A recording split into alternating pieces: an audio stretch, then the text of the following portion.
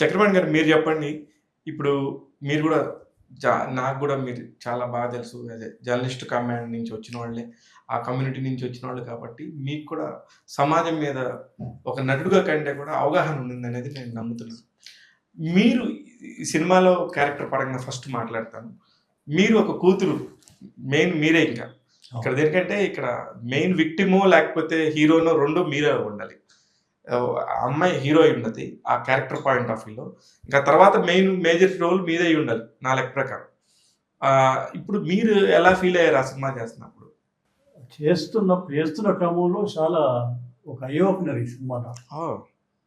కొత్త విషయాలు మీకు అంతవరకు మనకి చూచాయగా తెలుసు వాళ్ళ గురించి కానీ ఆ కమ్యూనిటీ గురించి. అంత ఒక ఇన్‌డెప్త్ ఆలోచన కానీ, ఒక విజన్ కానీ మనకు ఉండదు.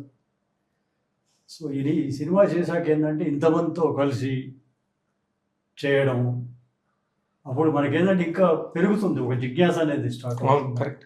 ఏంటి అసలు? ఎందుకు? అంటే వీళ్ళని సమాజం ఎట్లా కించపరుస్తుంది? ఎందుకు కించపరచాలి? వీళ్ళ తప్పేముంది? ఇటువంటి ఆలోచన మొదలైంది నాకు. పోను అసలు ఒక తెలియకుండా అటాచ్మెంట్ ఏర్పడిపోవాలి. ఎగ్జాక్ట్లీ నా పాయింట్ కూడా అదే. ఒక ఆర్టిస్ట్ పర్ డేకి ఇంత రెమ్యునరేషన్ వస్తుంది తీసుకొని మేకప్ రూమ్కి వెళ్ళి క్యారవాన్కి వెళ్ళి నా పని నేను చేసుకొని ఈవినింగ్ 6 అవ్వగానే ప్యాకప్ చెప్పగానే ఎటోళ్ళకి వెళ్ళిపోదాం అనుకునే ఈ రోజుల్లో ఒక సినిమా కథ విని చలించిపోయి దానిలో ఉండిపోయి ఆ క్యారెక్టర్లో ఉండి నా అలాంటి ఫోన్ చేసి మంచి సినిమా చేసామండి, కొంచెం దాన్ని మనం ప్రమోట్ చేస్తే బాగుంటుందని చెప్పే అంత దాకా మీరు ఎమోషనల్ జర్నీ చేశారని అర్థమైంది నాకు. 100%. అయితే ఈ జర్నీలో మీరు కొత్తగా ఐ ఓపెనర్ అన్నారు నాకు. ఇట్స్ ఏ పెద్ద వర్డ్ యాక్చువల్లీ. దేనికంటే ప్రతి ఒక్క విషయాన్ని జిజ్ఞాసగా తెలుసుకోవటం అనేది జర్నలిస్టులకి వెన్నత పెట్టిన విద్య. మీరు కూడా ఒక జర్నలిస్ట్. మీకు కూడా నాకే ఐ ఓపెనర్ అయిందంటే ఎన్నో కొత్త విషయాలు చెప్పున్నారు సునీల్ కుమార్ రెడ్డి గారు. మీ పాయింట్లో మీరు ఊహించని ఒక పెద్ద విషయం ఏంటి? అంటే ఊహించండి కాదు కానీ, అంటే మనకు ఇట్లా ఉంటుందని తెలుసు కానీ ఒక ఒక క్లోజ్ ప్రాక్సిమిటీలో మనం చూసినప్పుడు ఎక్కువ ఆలోచిస్తాం దాని గురించి. కరెక్ట్. ఎందుకు వాళ్ళు ఇట్లా వెలివేయబడుతున్నారు? ఎందుకు ఇంత డిస్క్రిమినేషన్? ఎందుకు? వాళ్ళ తప్పేముంది? ప్లస్ వాళ్ళ జీవితం ఎట్లా, అసలు డే టు డే లైఫ్ అంటే అడుగడుగున వాళ్ళు ఒక ఇన్సల్ట్కి గురవడం. ఇంకోటి ఏంటంటే అన్నిటికంటే ఎక్కువ నా అనే వాళ్ళు లేకపోవడం. అది నిజంగా బాధ. There is no one for them. అంటే ఒక అమ్మ నాన్న ఒక రిలేషన్షిప్ అనేది లేదు. వాళ్ళ వరకు వాళ్ళు ఒక నిర్మించుకున్న ఒక కమ్యూనిటీ దాంట్లో ఉండడం తప్ప ఒక బంధాలు అనుబంధాలు ప్రేమ they are start for love. ప్రేమకి మొహం వాచిపోయి ఉంటారు. మొహం వాచిపోయి కాదు, ఎవరన్నా వీళ్ళతో అటాచ్మెంట్ అయితే కొంచెం చిన్న అసలు ప్రాణం పెట్టేస్తారు. ఎందుకంటే they are deprived of love. వాళ్ళకు మంచి ఆర్టికల్ రాస్తే అయ్యా ఏం తింటావు చెప్పు నీకు మంచి చేసి అంటే వాళ్ళు నిజంగా అంత ప్రేమిస్తారు సార్. మనకే అంటే అయ్యో నిజంగా వీళ్ళు ఇలా ఉన్నారే మనకు తెలియదు. నాకు నిజంగా ఏడ్చేది ఆ రోజు వాళ్ళతో మాట్లాడుతున్నప్పుడు. నాకు చాలా ఫీల్ అయ్యాను సార్. అరే ఏంటి పాపం నిజంగా కదా, వాళ్ళు కూడా మనుషులే కదా. అప్పటిదాకా మనకు రాదు. అప్పటిదాకా మనకున్న ప్రపంచం, మనకున్న పనులు, రోజువారీ మన జీవితం మనం బతకాలి కదా, అవన్నీ ఉంటాయి. ఒకసారి ఎప్పుడైతే వాళ్ళతో మాట్లాడినాక మనసు విప్పి మాట్లాడే నిజంగా ఈ భూప్రపంచం మీద ఎంతమంది మనుషులు వాళ్ళని అసహించుకోకుండా మనస్ఫూర్తిగా మాట్లాడి ఉంటారు చెప్పండి సునీల్ కుమార్ రెడ్డి గారు.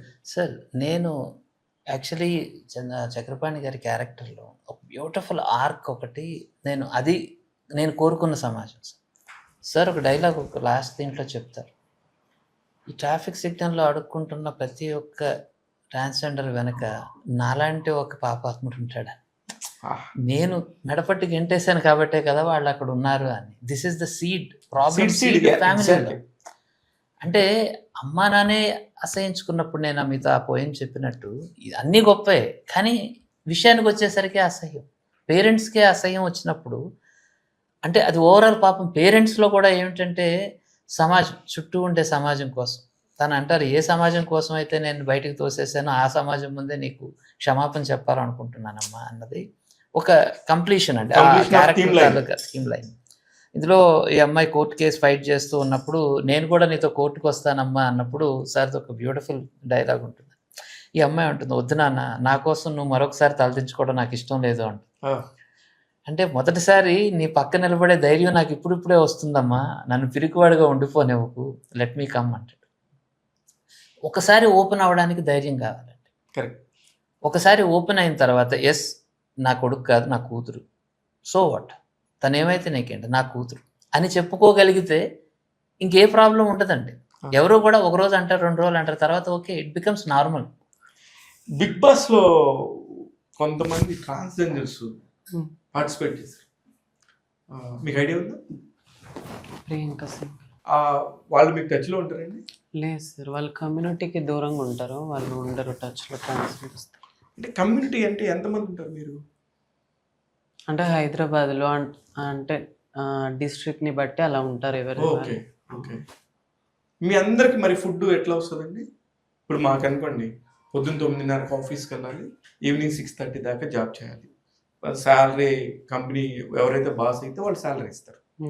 అది చేసి మనం తీసుకెళ్తే నెల నెల జీతం కరెక్ట్గా వస్తే నేను ఫ్యామిలీకి తగ్గట్టుగా డివిజన్ చేసుకొని ఒక బడ్జెట్ వేసుకొని బతుకుతాను. మీరు ఎలా బతుకుతారు? ఇంకా బెగ్గింగ్కి వెళ్తారు కొంతమంది, బెగ్గింగ్కి వెళ్ళే మన వాళ్ళు ప్రాస్టిట్యూషన్కి వెళ్తారు, గృహప్రవేశాలు అంటారు కదా, వాటికి కొంతమంది వెళ్తారు. ఇంకా వచ్చిన ఇన్కమ్నే రెంట్లు కట్టుకుంటూ డైలీ తినడము, ఇంకా వాటి వల్ల చిన్న చిన్న ఖర్చులకు సరిపోతాయి సార్ అవి. ఫస్ట్ డబ్బు కావాలి. మీకు చాలా లక్షల్లోనే ఆపరేషన్కి సంబంధించి ఫస్ట్ అమ్మాయి అయితే అబ్బాయిలాగా మారటానికో, అబ్బాయి అయితే అమ్మాయిలాగా మారటానికో చాలా ఆపరేషన్ ఖర్చు ఉంటుంది. అదంతా ఎక్కడి నుంచి భరిస్తారు? ఇక్కడ కమ్యూనిటీలోకి వచ్చినప్పుడు బెగ్గింగ్ చేశాను సార్. ఒక 1 year 1.5 year మొత్తం బెగ్గింగే చేశాను. బెగ్గింగ్ చేసిన వచ్చిన డబ్బుతో సర్జరీస్ చేయించుకున్నాను స్టార్టింగ్లో. కానీ ఇప్పుడు నువ్వు నిజంగా నాకు వ్యక్తిగతంగా ఇప్పుడు పలానా సినిమాకి సంబంధించి నా ఇంటర్వ్యూ చేయాల్సి వస్తుంది, పలానా మహి అనే అమ్మాయి వస్తుందని కాబట్టి నాకు తెలుసు. నాకైతే నేను నిజంగా అదే హిమ, నాకైతే నిజంగా మీరు చెప్పిన నాకైతే మీరు ట్రాన్స్జెండర్ అనే మైండ్ సెట్లో లేదు. మీరు ఎవరన్నా చెప్పారా మీరు చాలా అందంగా ఉంటారని? చెప్తారు సార్ కొంతమంది. ఎందుకు డౌట్గా మాట్లాడుతున్నావు? నేను ఏమైనా తప్పు మాట్లాడుతున్నానా? లేదు సార్, అంటే కొంచెం ఇంట్రోవర్ట్ని, ఎక్కువ మాట్లాడను స్టార్టింగ్ నుండి అంతే. ఓకే.